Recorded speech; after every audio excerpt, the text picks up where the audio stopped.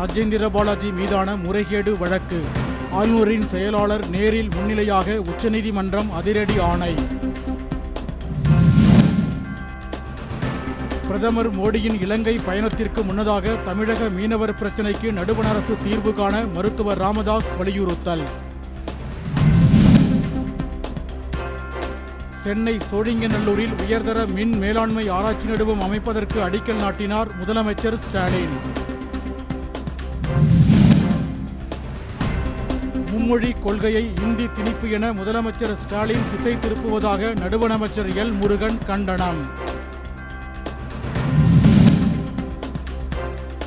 மும்மொழி கொள்கைக்கு ஆதரவாக கையெழுத்திட்ட முன்னாள் சட்டப்பேரவை உறுப்பினர் விஜயகுமார் அதிமுகவிலிருந்து நீக்கம்.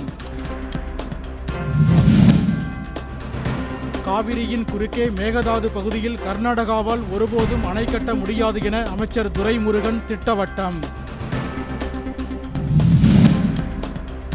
நாமக்கல் அருகே அலகாநத்தம் பகுதியில் சாலை விரிவாக்கப் பணிக்காக மரங்களை வெட்ட எதிர்ப்பு. அதிகாரிகளுடன் பொதுமக்கள் வாக்குவாதம். ஓசூரில் முறையான வரி செலுத்தாமல் இயக்கப்பட்ட 7 தனியார் சொகுசு பேருந்துகள், 3 சரக்குந்துகள் உள்ளிட்ட ஊர்திகள் பறிமுதல்.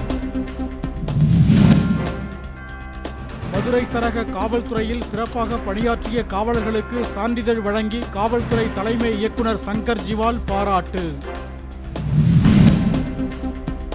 இந்தியாவுக்கு நாடு கடத்தப்படுவதற்கு தடை விதிக்க கோரும் தீவிரவாதி தகாவூர் ராணாவின் மனுவை தள்ளுபடி செய்தது அமெரிக்க உச்சநீதிமன்றம்.